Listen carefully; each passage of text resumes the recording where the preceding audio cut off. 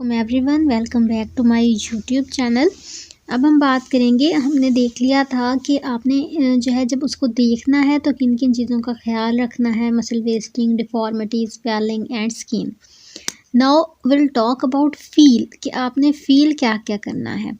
While palpating the joint watch the patient face. ठीक है, जब आप किसी भी जॉइंट को जो है पैल्पेट कर रहे हैं उसके फेस की तरफ जो है देखना है कि क्या एक्सप्रेशंस आ रहे हैं, पेन एग्जैजरेट हो रहा है या जो भी जो है उसके फेस पर जो रिएक्शंस आएंगे उससे आप इजीली ये चेक कर सकेंगे कि पर्सन की पेन सवेरिटी कितनी है और डिफॉर्मिटी किस हद तक हो चुकी है। Be gentle, start palpation where the joint is least likely to be tender.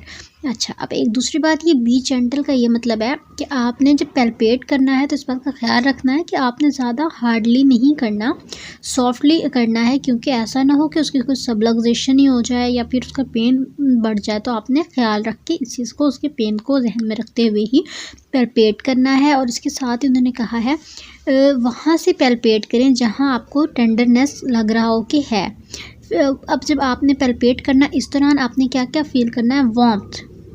Warmth is a feature of the inflammatory joint disease such as RA, septic RA and gout. ठीक है, आपने जो है उसमें वार्मथ चेक करनी है। Tenderness, it is guide to acuteness of inflammation. There may have be 4 grades of the tenderness. अब tenderness के जो है 4 ग्रेड्स हो सकते हैं। आपने फाइंड आउट करना है कि पेशेंट इनमें से किस ग्रेड में है।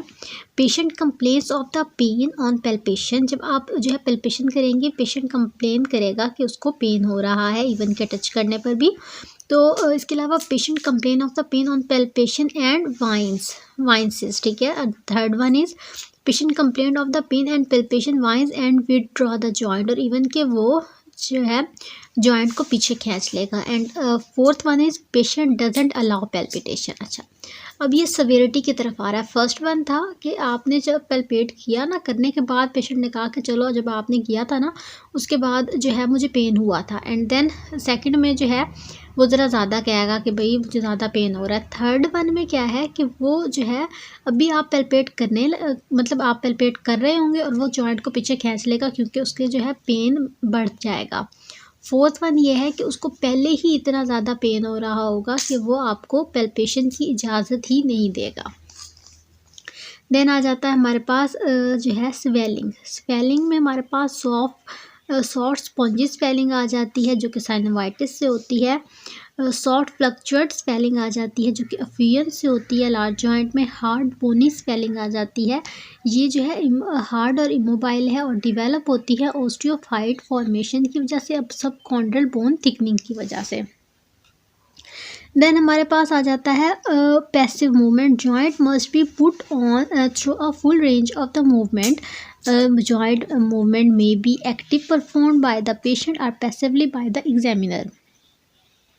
अब ये उसकी कंडीशन पर डिपेंड करेगा कि वो एक्टिवली परफॉर्म कर सकता है या फिर उसको पैसिव करवाई जाए। Limitation of the passive movement indicate something wrong. अच्छा, एक तो वो एक्टिव नहीं कर रहा, आप पैसिवली करा रहे हैं, उसमें भी लिमिटेशन आ रही है, तो it indicate something wrong are around the joint, more specific to the joint problem as compare to the active movement. Movement must be attempt gently and it will be restricted if the joint is painful. अगर patient complaint कर रहा है pen की तो उस movement को आपने वहीं पर रोक देना है। जॉइंट में have limited extension called fixed flexion deformity और limited flexion called fixed extension deformity. ये दो टर्म्स है, दोनों को आपने याद रखना है। अगर तो है लिमिटेड एक्सटेंशन है तो फिर उसकी जो है फिक्स्ड फ्लेक्शन डिफॉर्मिटी है, अगर लिमिटेड फ्लेक्शन है तो फिक्स्ड एक्सटेंशन डिफॉर्मिटी है। Point remember, instability of the joint that is characterized by abnormal movement is usually due to the weak surrounding ligaments. It is tested by attempting to move the joint gently in abnormal direction. abnormal direction में अगर उसको move करेंगे तो pen exaggerate होगा। Joint crepitus is a grating sensation or noise from the joint and indicate irregularity of the articular surfaces. तो यहाँ तक हमने जो है जॉइंट की एग्जामिनेशन कंप्लीट कर ली है in the form of feel. हमने वार्मथ चेक किया, टेंडरनेस में हमने फर्दर 4 स्टेजेस चेक की हैं उसकी, देन स्वेलिंग और मूवमेंट में हमने देखा कि वो एक्टिव कर रहा है या पैसिव भी कर सक रहा है या नहीं। तो यहाँ तक अगर कोई बात अगर आपके समझ में ना आई हो, पॉइंट क्लियर ना हुआ हो तो ज़रूर पूछ लें। अल्लाह हाफिज़।